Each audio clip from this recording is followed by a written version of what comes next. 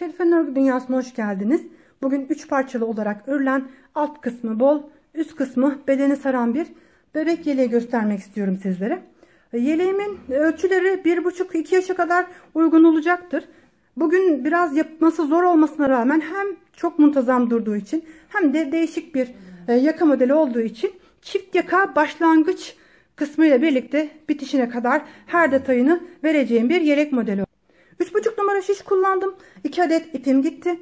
Şu şekilde yeleğimi göstermek istiyorum. Alt kısmı pileli bir görünüme sahip bol bir yelek modeli. Üst kısmı robaya oturan bir model. Burası da arka yüzü. Alt beden kısmı 5 ilmek düz, 5 ilmek haroşa şeklinde devam ederken bu roba bölümüne geldiğimiz zaman hepsinden de ilmek eksilterek yukarı kısmının bedenine oturmasını sağlıyoruz. Bunu hem ön parçalarda hem arka parçalarda yapıyoruz. Sonrasında belirli bir ölçüde ördükten sonra kol lastiklerini takarak kol lastiklerinin de devamında örüyoruz. Ben 3 adet ilik evi koydum. Dilerseniz bunu aşağıya kadar uygulayabilirsiniz. Sonrasında çift yaka başlangıcı ile yakanın nasıl yapıldığını gösteriyorum. Şimdi dilerseniz birlikte yapımına geçelim. Ben yeleğin bir parçasını ördüm. İkinci parçayı sizlere göstererek örmek istiyorum. Şu şekilde parçayı göstereyim. Öncelikle ipimden bahsetmek istiyorum. Nako Elite Baby ip kullandım. Burası renk numarası. 100 gramı 250 metre olan bir ip. Ben yeleği 3,5 numaralı şiş ile örüyorum. Şöyle ölçülerini de göstereyim. Yeleğimizin başlangıcını 50 ilmekle yaptım. Ön parçasını 50 ilmekle başladım. 5 ilmek düz, 5 ilmek haroşa şeklinde modelimi kurdum. Sonra bu etek kısmını ördükten sonra bel kısmına gelince, roba kısmına gelince burada 33 ilmeğe düştüm. Sonrasında kahve çekirdeği modelini koydum. Bir süre ördükten sonra kol lastiği için 6 ilmek şişime taktım ve bir süre daha ördüm. Sonrasında yaka oyuntusuna geldiğimiz zaman önce 5, sonra 4, sonra 3, sonra 2, sonra 1, sonra 1 şeklinde yaka oyuntusunu keserek tamamladım. Devamında yaka oyuntusunu tamamladıktan sonra örmeye devam ediyorum ve kalan ilmekleri 2 defa da keserek omuz oyuntusunu da bu şekilde tamamlamış oldum. Kısa bir bilgi verdikten sonra şimdi yeleğimizin hemen diğer parçasını birlikte örelim. Ben 50 ilmeğimi şişime taktım. Hemen örgüme başlıyorum. Şöyle bir kısa bilgi vermek istiyorum sizlere. Ben bu yeleğin ön parçasında sadece roba kısmına gelen bölümde 3 tane düğme kullanmayı düşünüyorum. Alt bölümde düğme kullanmayı düşünmüyorum. Ama alt bölümde düğme kullanmak isteyenlere şu şekilde kısa bir püf noktası verebilirim. Normalde ben diğer parçayı örerim. Sonrasında düğme deliği açmam gereken parçayı başlarım. Elimde şu şekilde bakın iki tarafına, başına ve sonuna birer tane düğmeyi önce buraya ayarlarım. Sonra bakarım yeterli mesafe var ise bu iki düğme deliğini şu şekilde katlayarak bakalım. Tam ortasına. Sonra tekrar bu parçayı bir kez daha katlayarak kaç tane düğme deliği koymam gerektiğini buluyorum. Sonra aralarını eşitliyorum. Sayıyorum, mesela buraya 1, 2, 3, 4, 5 tane düğme deliği koymam lazım. Arası 6, 7, 8 artık ne kadar denk gelirse eşitleyerek düğme deliklerini açıyorum. Bunu da nasıl ayarladığımı söylemek istedim ki devamında düğme deliği koymak isteyenler bu şekilde yapabilirler. Ben 50 ilmeğimi şişime taktım. Örgüme başlıyorum. 50 ilmeği şişime attım, örgüme başlıyorum. Şu anda örgümün arka yüzündeyim, ilk sırasındayım. İlk 5 ilmeğimi ters olarak örüyorum.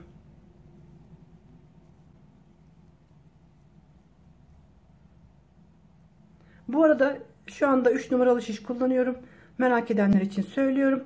2 şiş üzerine ilmeklerimi attım. Çünkü videoda ilk sırayı örmek çok zor oluyor. Sizleri oyalamamak için 2 şişe attım. Ama başlangıcında çok gevşek olmasını istemediğim için 3 numaralı şişe attım.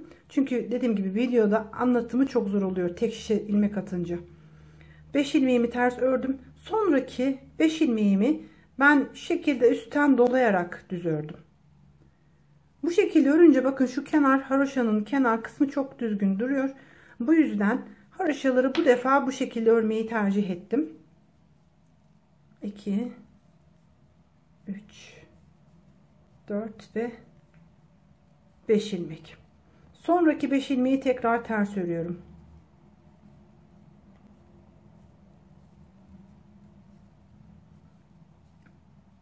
Tekrar 5 ilmeği ben bu şekilde haroşa örmeyi uygun gördüm. Siz istediğiniz şekilde örebilirsiniz. Sonuç değişmeyecektir. Görüntü aynı olacaktır.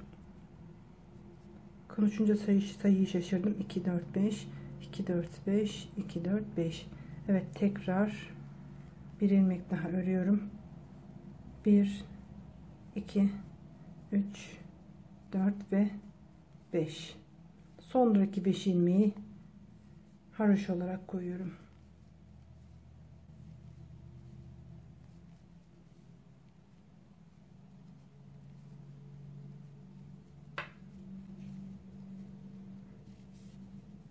Model kendinden haroşa olarak kullanıldığı için 5 haroşayı ön lastiğe getirerek modelle bütünlük sağlamış oldum. 5 tamam. Tekrar 5 ilmek ters örüyorum.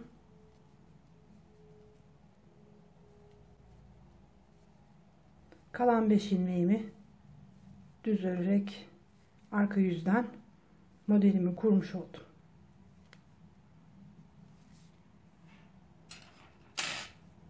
Şimdi örgümün ön yüzüne geçtiğim zaman bu ön lastiğin düzgün durması için ipimi ön tarafa alıyorum ve ilmeğimi şu şekilde arka taraftan giriyorum, örmeden alıyorum. Sonrasındaki 5 ilmek kenar ilmeği ile birlikte aynı şekilde üstten dolayarak düz örüyorum. Aradaki 5 ilmeğimi, burası ön yüzde düz, arka yüzde ters örülen bölüm. Burayı normal bir şekilde düz olarak örüyorum. Diğer 5 ilmeğe geldiğim zaman üstten dolayarak düz örüyorum.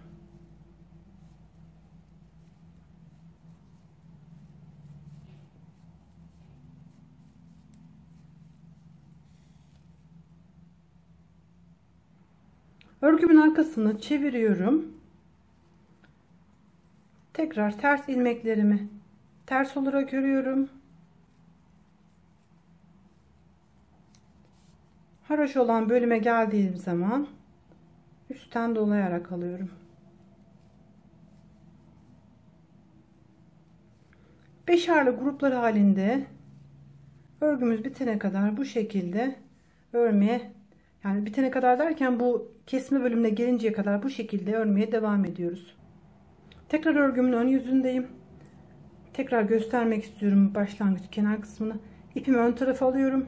İlmeğimi arka taraftan giriyorum ve bu ilmeği örmeden alıyorum. Sonrasındaki ilmeklerimi üstten dolayarak düz örüyorum.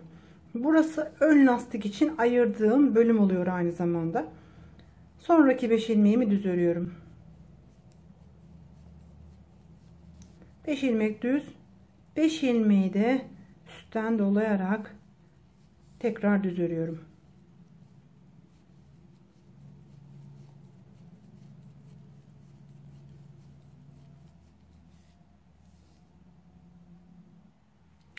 Bu ön lastik için devam eden haroşa kısmımız 42. haroşaya geldiği zaman modelimize başlıyoruz.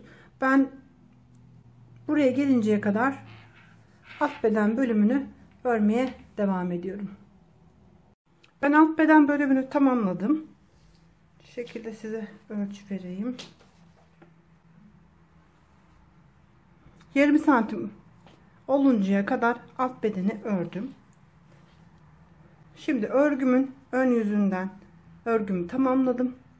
Arka tarafa geçtiğim zaman modelin olduğu kısımlarda ilmek eksiltiyoruz. Düz olan kısmın devamında kahve çekirdeği modelini, haroşanın devamında ise ters olan bölümü örüyoruz. Örgümün arka tarafını çevirdiğim zaman burası örgümün dikişine gelecek kenar kısmı. Kenar ilmeğini alıyorum. Bir ilmek ters örüyorum. Sonraki iki ilmeği birlikte ters örerek kesiyorum. Bir ilmek daha örerek 5 tane olan ilmeği 4 taneye düşürüyorum. Bunu sadece kenar kısmında yapıyoruz. Çünkü kenarda bir tane ilmek devam etmesi lazım üzerine lastiğine başladığımız zaman. Sonrasındaki haroşalı bölüme geldiğimiz zaman bir ilmek düz örüyoruz. 3 ilmeği düz örerek kesiyoruz. Ve tekrar bir ilmek düz örüyoruz. Ters olan bölüme gelince bir ilmek ters örüyoruz. Ortadaki kalan 3 ilmeği ters örerek kesiyoruz. Ve tekrar bir ilmek ters örüyoruz. Haroşa olan bölümü düz olarak devam ediyoruz. Ters olan bölümü de ters olarak.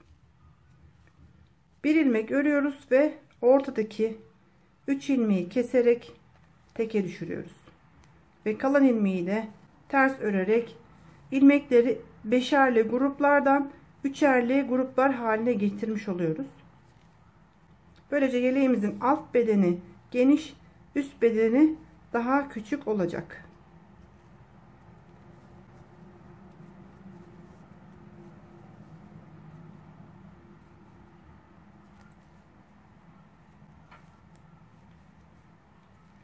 Ters olan kısmı da aynı şekilde kesiyoruz. Bir ilmek daha ters örerek önümüzdeki bu lastik için devam ettiğimiz haroşa bölüme geliyoruz. Burada bir ilmek düz ördüm, bir ilmek doladım. Sonraki iki ilmeği birlikte kesiyorum. Kalan iki ilmeğimi düz örerek sıramı tamamlıyorum. Şimdi örgümün ön yüzünü çevirdiğim zaman başlangıçtaki 5 ilmeğimi düz olarak örüyorum. Burası ön lastik bölümümüz. Burayı tamamladıktan sonra düz olan kısma geldim. Düz olan kısımda 3. ilmeği diğer ikisinin üzerinden atlatıp bırakıyorum. Bir ilmek düz örüyorum. Bir tane doluyorum. Ve tekrar bir ilmek düz örerek kahve çekirdeği modelini koymuş oluyorum. Haroşalı bölümün devamındaki ilmekleri 3 ilmek ters olarak örüyorum. Tekrar 3. ilmeği diğer ikisinin üzerinden atlatıyorum. Bir ilmek düz, bir tane doluyorum ve tekrar bir ilmek düz şeklinde kahve çekirdeği modelimi kuruyorum. Alt bölümde düz olarak devam eden kısmın üzerine kahve çekirdeği modelini uyguluyoruz. Haroşalı devam eden bölümün üzerine ters olarak devam ediyoruz.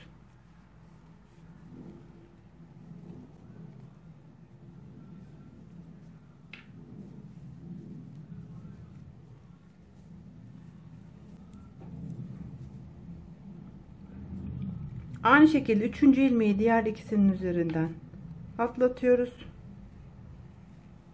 Bir ilmek düz, bir tane doladım.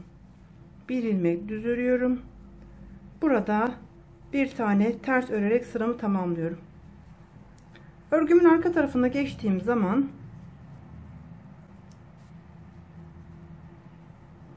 ters ilmeklerimi ters, düz ilmeklerimi düz olarak devam ediyorum. 3 ilmek ters örüyoruz. 3 ilmek düz örüyoruz.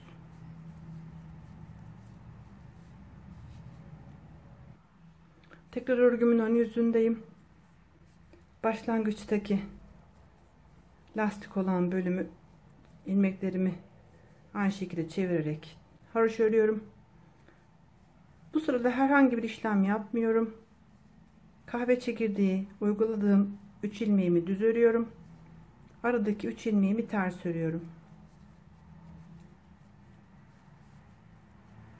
3 ilmeğimi düz örüyorum.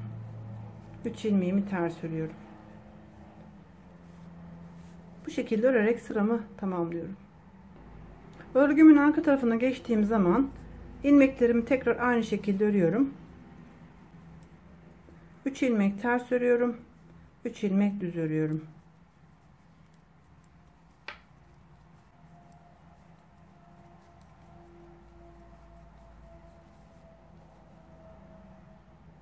Tekrar örgümün ön yüzüne geçtiğim zaman kahve çekirdeği modelimi tekrarlıyorum.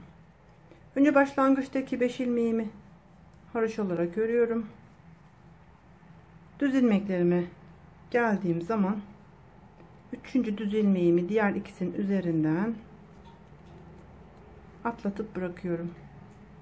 Bir ilmek düz örüyorum, bir ilmek doluyorum ve tekrar bir ilmek düz örüyorum.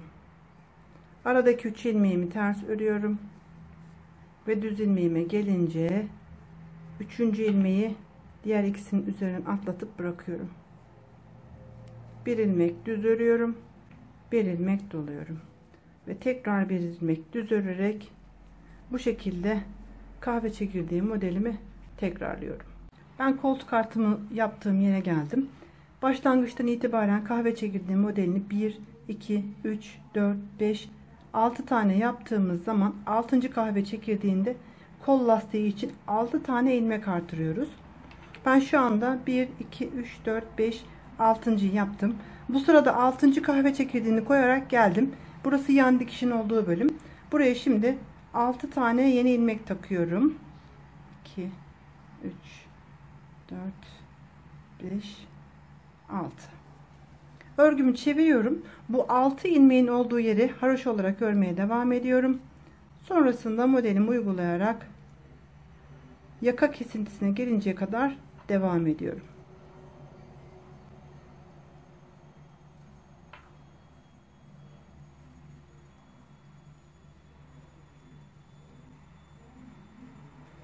Altı ilmeğimi lastik olarak ördüm.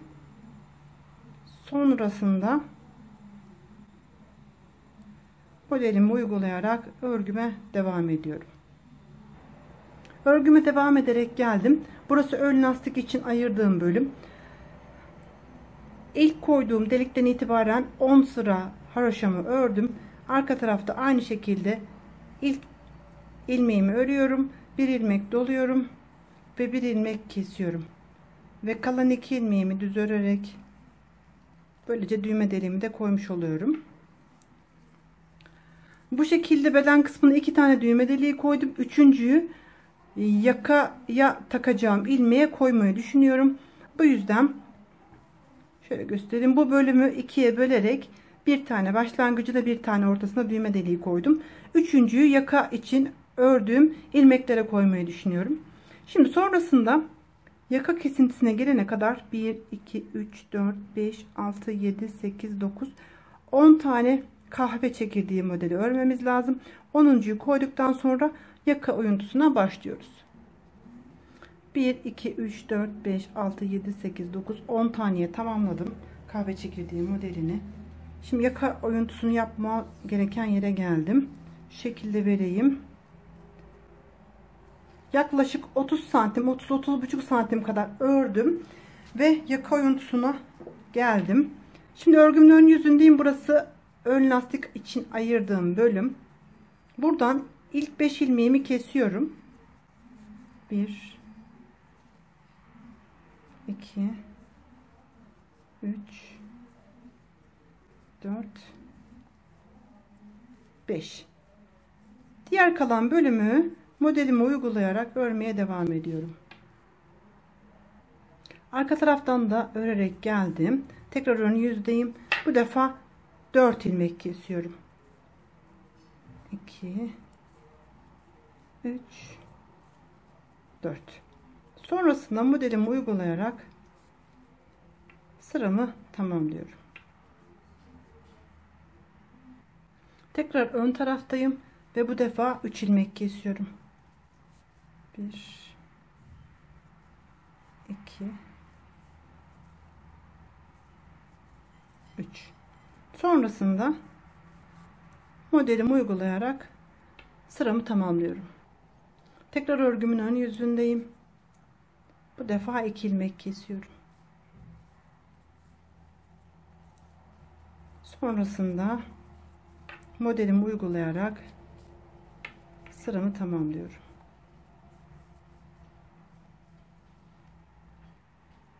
Beş, dört, üç, iki sırada bir ilmek var. Bir ilmek kesiyorum. Örgüme devam ediyorum. Tekrar örgümün ön yüzündeyim ve son ilmeğimi kesiyorum. Bir ilmek kesiyorum. Ve böylece kesme işlemini tamamladım.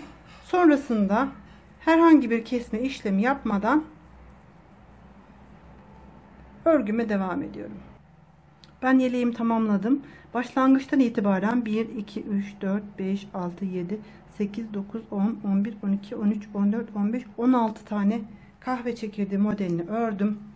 Bir sırada ön yüzden örerek koltuk lastiğinin olduğu tarafa geldim. Şimdi omuz kesimi yaparken koltuk lastiğinin olduğu taraftan başlıyoruz kesmeye. 1, 2, 3, 4, 5, 6, 7, 8, 9, 10, 11, 12 ilmeği kestim ve örgümün arka tarafından örerek geliyorum.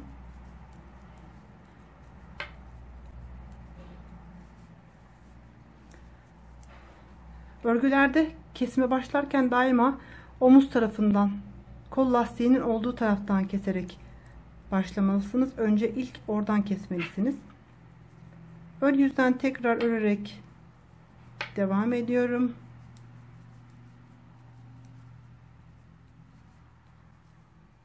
Ve örgümü çevirerek kalan ilmeklerimi kesiyorum. Ön parçamı bitiriyorum.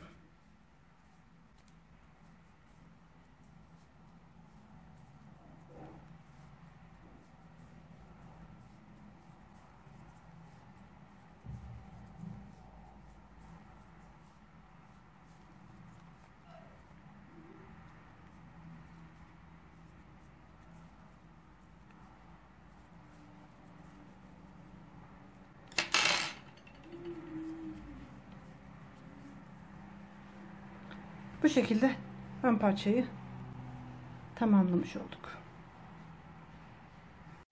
Yeleğimizin arka parçasına başlamak için bu defa bu başlangıç ilmeğimizi 95 olarak ayarlıyoruz.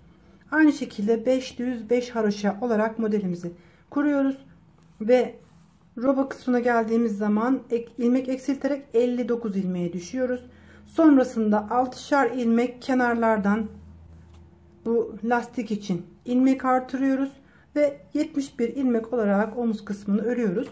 Şimdi bu arka parçaya başlarken şöyle göstereyim. Ön parçanın kenar yan dikişlerine gelen bölümde düz örgüyle bitirdik.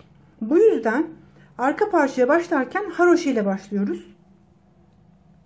Bunu da birlikte başlayalım. Ben 95 ilmeğimi şişime attım. Örgümün arka tarafından ilk sırasına başlıyorum. Bu defa ilk 5 ilmeğimi haroşa olarak örüyorum. Haroşayı ben üstten dolayarak örüyorum. Ve 5. Sonraki 5 ilmeğimi ters.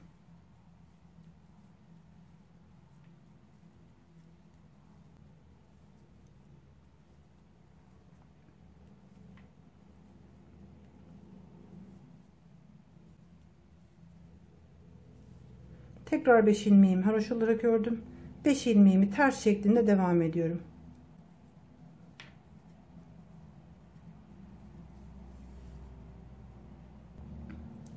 İkinci sırayı çevirdiğim zaman aynı ön parçada olduğu gibi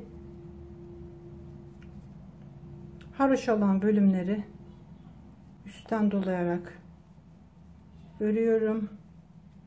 5 ilmek, sonraki 5 ilmeğimi düz olarak örüyorum.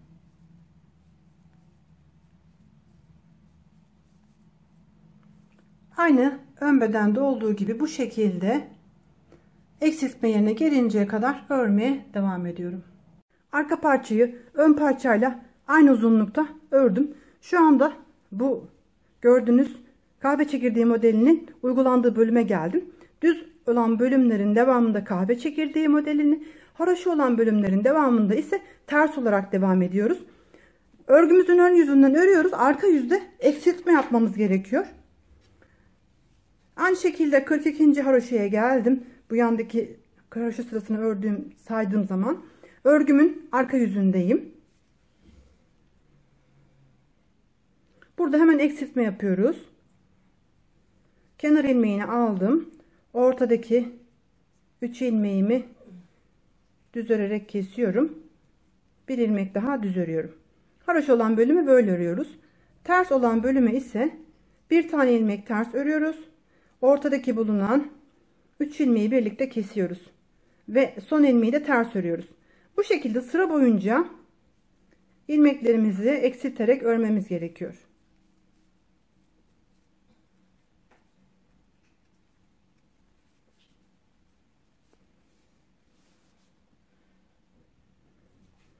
Sıra boyunca aynı şekilde ilmekleri, beşerli olan ilmeklerimizi 3 taneye düşürerek devam etmemiz gerekiyor.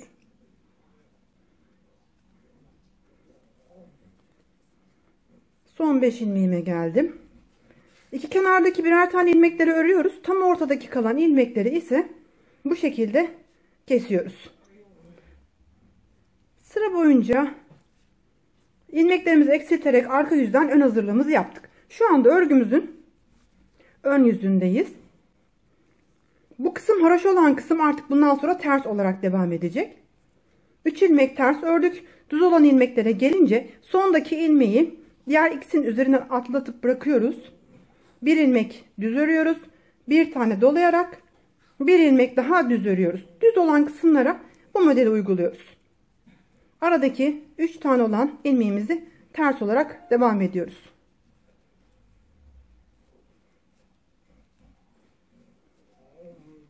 Sıra boyunca modelimizi uygulayarak kahve çekirdeği modelimizi devam ettirerek geliyoruz. Sonra kol kısımlarının lastiklerini uyguluyoruz. Örerek geldim. Şu anda burada koltuk lastiği için ilmek takmam gerekiyor. Kahve çekirdeği modeline başladım. 1, 2, 3, 4, 5 tane. 6.'yı koyduğum sırada kol lastiğini takıyorum. Hemen örgümü çeviriyorum ve 6 tane lastik takıyorum. 1, 2, 3, 4, 5, 6. Örgümü tekrar çeviriyorum. Bu 6 tane olan lastiğimi haroşa olarak devam ediyorum. Sonrasında modelimi uygulayarak örgüme devam ediyorum. Aynı şekilde 6 ilmeğimi haroşa örüyorum.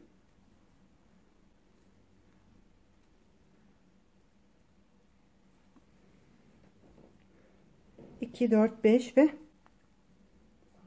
6. ilmekteyim.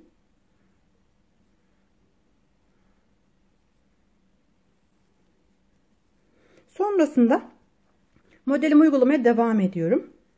Aradaki 3 tane ters ilmeğimi örüyorum. Kahve çekirdeği modeline geldim. 3. ilmeğimi diğerlerinin üzerinden atlatıyorum. Bir ilmek düz örüyorum. Bir tane doluyorum. Ve tekrar bir tane ilmek düz örüyorum.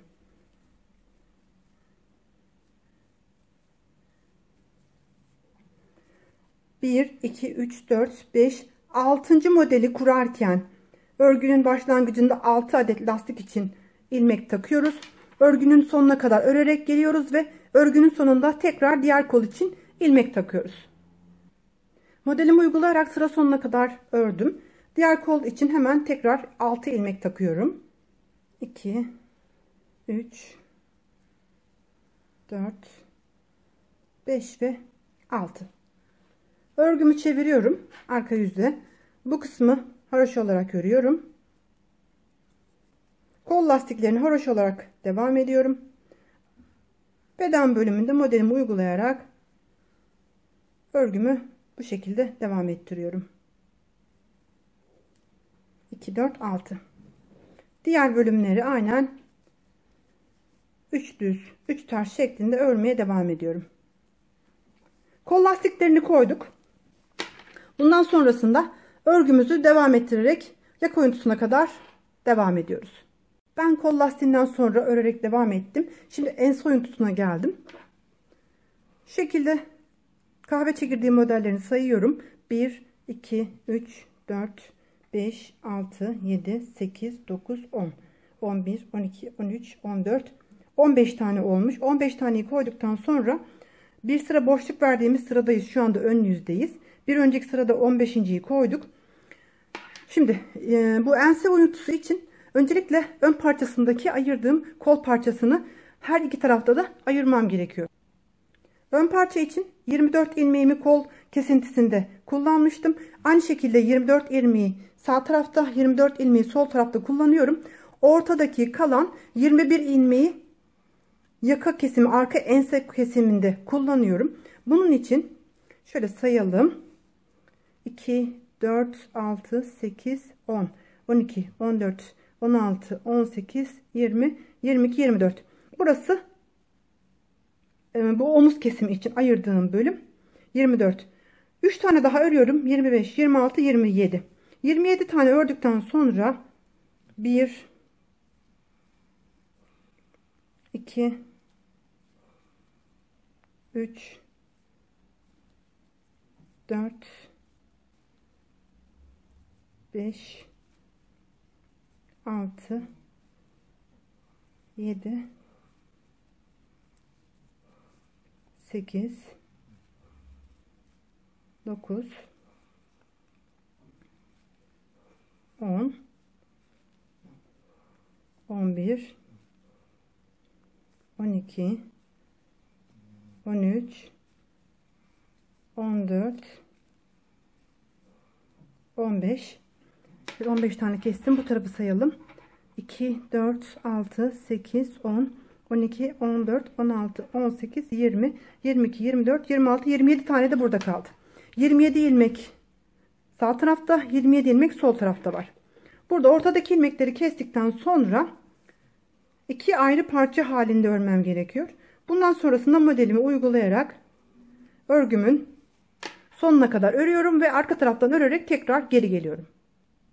Örgüm arka taraftan da örerek geldim. Tekrar çeviriyorum. Şu anda ön yüzdeyim. Hemen başlangıçtan 2 ilmeği birlikte keserek bir tane ilmek yok ediyorum. Sonrasında modelimi uygulayarak örgüme devam ediyorum.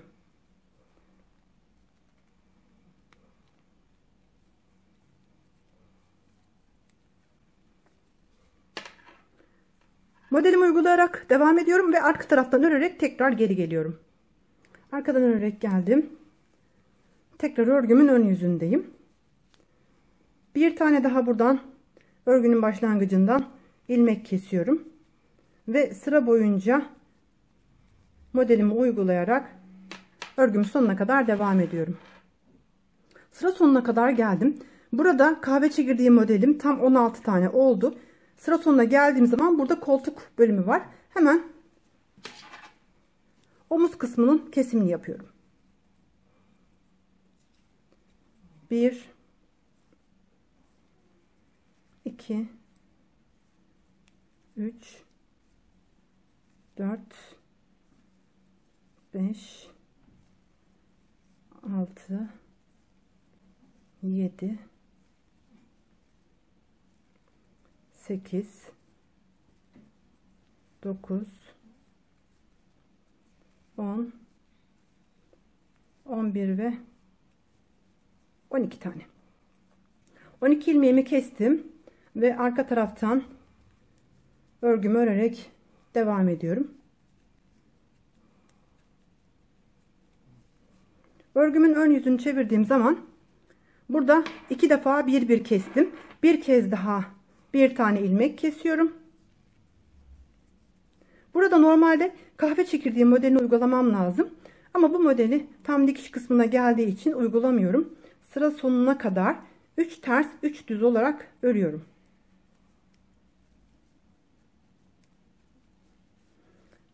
Sıra sonuna kadar ilmeklerimi ördüm.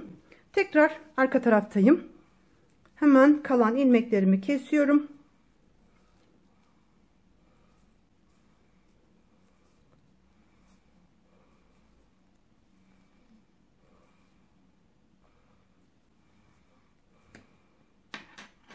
İlmeğimin içerisinden bir kez ipimi geçiriyorum ve bu tarafı tamamlamış oluyorum.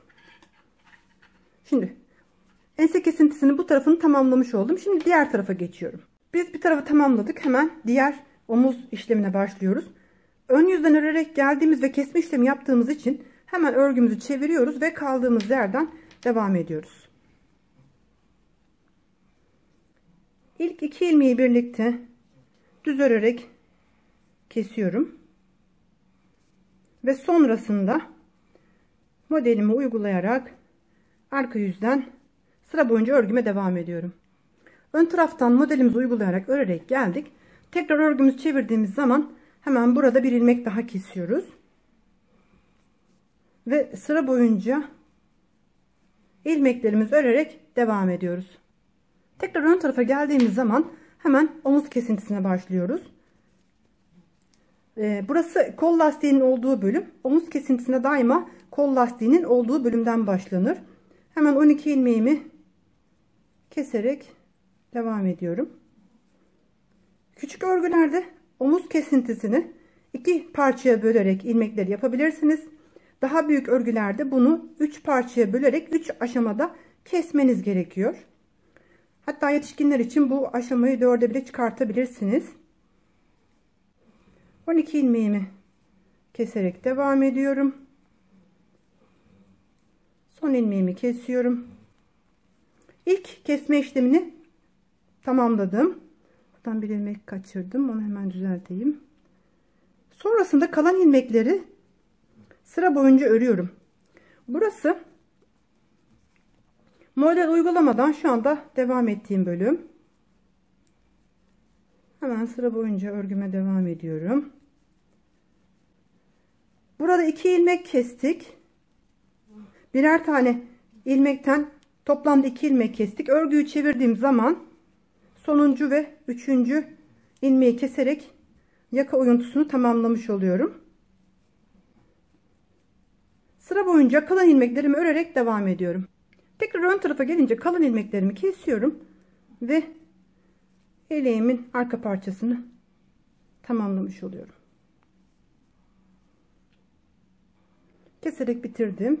Son ilmeğimin içerisine ipimi geçirerek burayı sağlamlaştırıyorum. Arka ense oyuntusuyla birlikte arka parçayı bitirmiş oldum. Bundan sonrasında dikme işlemine geçiyorum. Dikme işlemi için örgünün ön yüzlerini karşılıklı gelecek şekilde birleştiriyorum.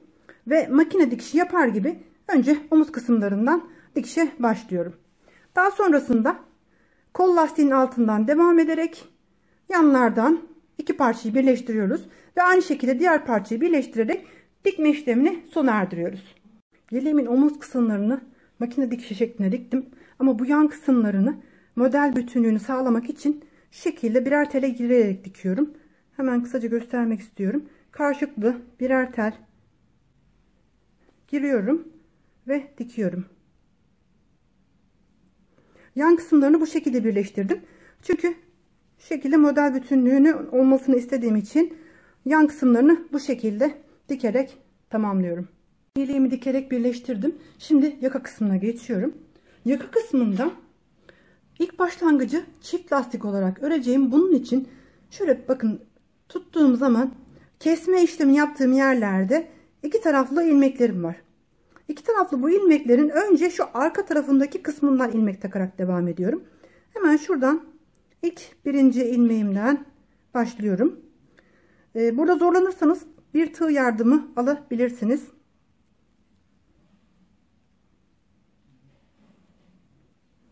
Bu şekilde bakın iki ilmeğimiz var. Bunun önce arka tarafındaki kısımdan ilmek çıkartarak gidiyoruz.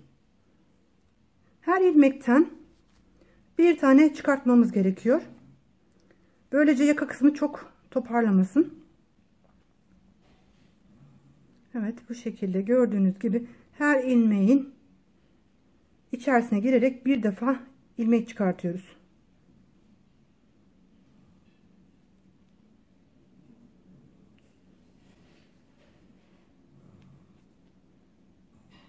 Bu şekilde her ilmeğe bir defa girerek yakaya ilmek takmaya devam ediyoruz.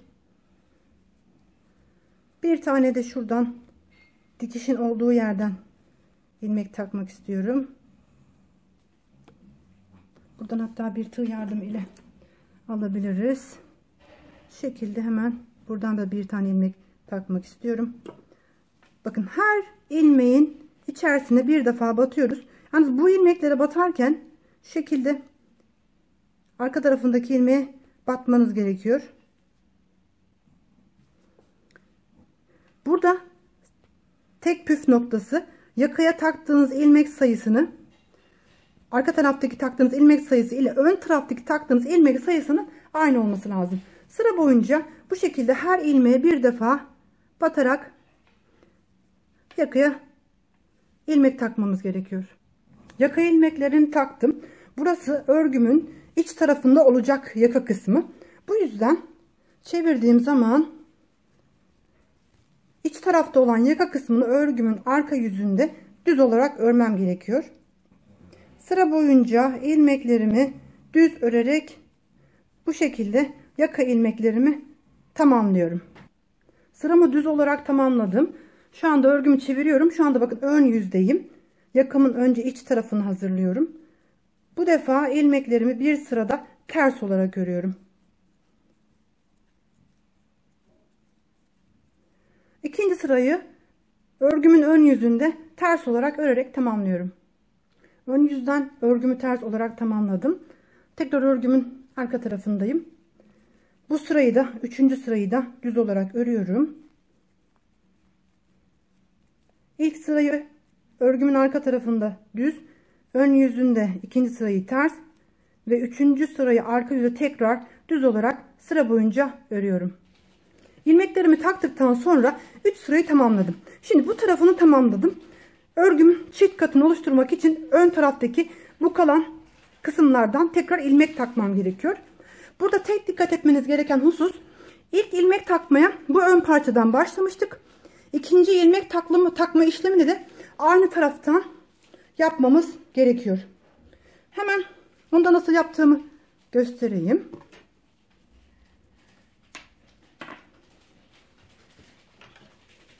Şu gördüğünüz gibi takmış olduğumuz ilmeklerin bu tarafında birer tane teli kaldı bakın.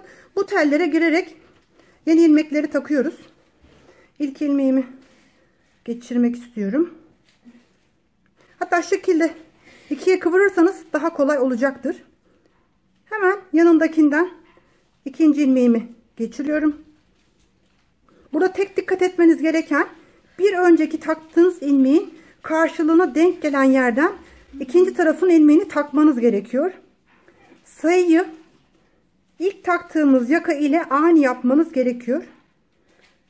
Ve aynı yönden ilmek takmaya başlamanız gerekiyor. Bu şekilde aynı ilmeklere batarak aynı sayıda karşılığını yaparak ilmeklerimizi devam ettiriyoruz. Yakanın bu tarafının ilmeklerini takarken biraz zorlanacaksınız ama nasıl yaptığımı göstermek istiyorum. Bakın şu şekilde tığ yardımı ile yaka ilmeklerini takıyorum. Bu yaka ilmeğini yaparken dikkat etmeniz gereken tek püf noktası, diğer yaka sayısı ile bu taraftaki taktığınız ilmek sayısının aynı olması gerekiyor. Bu şekilde sıra boyunca hemen takıyorum ve bu tarafı da nasıl ördüğümü göstermek istiyorum. Arka tarafta şiş takılı olduğu için tabii bu taraftan ilmek takması biraz zorlayacak. Son ilmeğimi de taktım. Şimdi bırakıyorum. Bu taraftaki yaka örgümün ön yüzünde devam edeceği için arka tarafı çevirerek örmeye başladığım zaman bakın karşı tarafı iç tarafa gelen bölüm ters. Burayı da ters olarak örüyorum. Bu şekilde sıra boyunca bir sıra ilmeklerimi ters olarak örüyorum.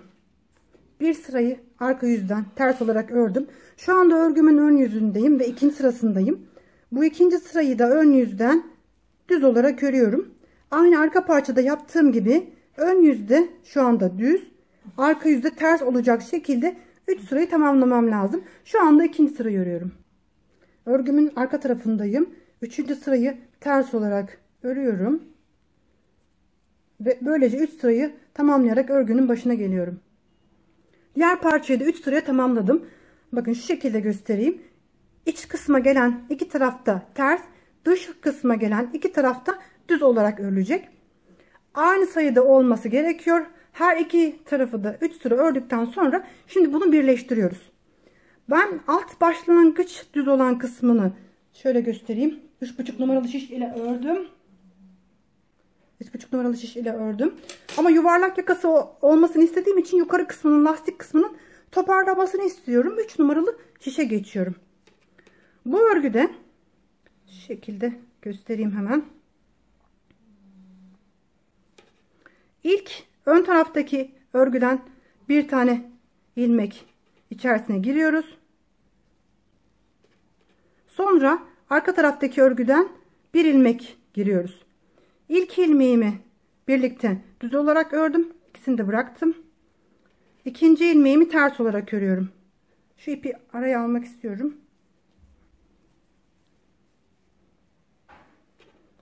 İlmeğimi ön tarafa alıyorum. Ters ilmeği örerken önce arka taraftaki ilmeğin içerisine giriyorum. Sonra ön taraftaki ilmeğin içerisine giriyorum. Ve bu iki ilmeği birlikte ters olarak örüyorum. Tabi video çekerken örmesi normalde örmesinden daha zor. Birer tane ilmeğimi ördüğüm ilmeğimi çıkartıyorum. Sonra tekrar ön yüzdeki örgüye bir ilmek giriyorum. Sonra arka yüzdeki örgüye bir ilmek giriyorum. Bu şekilde ikisini birlikte düz olarak örüyorum. Bir ilmek düz örüyoruz. Bir ilmek ters. Ters ilmeği örerken önce arka yüze, sonra ön yüzdeki ilmeğe giriyoruz. Ve bu iki ilmeği birlikte ters olarak örüyoruz.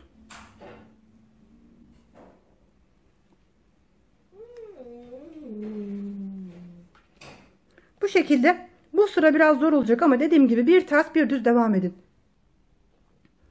Bir ters bir düz şeklinde. Burada ilmek sayısını iki katına çıkan, şu anda arka ve öndeki ilmek sayısını birleştirerek sayıyı normal dengeye tutmaya çalışıyoruz. Bir ilmek düz, ters ilmeği dediğim gibi önce arka taraftan sonra ön taraftan girerek örmeye devam ediyorum. Sıra boyunca bir ters bir düz şeklinde devam ediyoruz. İlmekleri birleştirdim ve birleştirirken bir ters bir düz şeklinde ördüm. Sıra sonuna kadar ördüm. Burada ilikevim var. Arka yüzden örerek geliyorum ve burada ilikevini koyuyorum. Bundan sonrasında aynı şekilde ilmeklerimi lastik olarak devam ettiriyorum.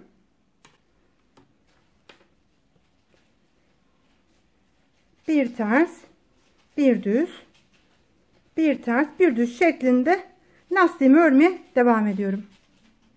Arka yüzden lastiğimi örerek geldim. Bakın burası ilikevinin olduğu bölüm. Burada son 5 tane ilmeğim kaldı.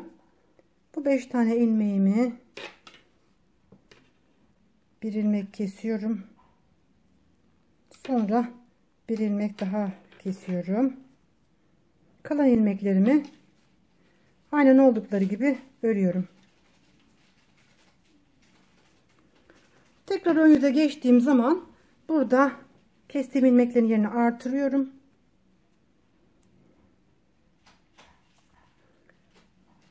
Başlangıçtaki ilk 3 ilmeğimi örüyorum.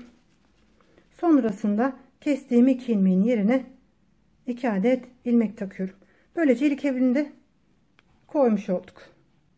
Devamında sıra boyunca ilmeklerimi aynen bir ters bir düz şeklinde örmeye devam ediyorum.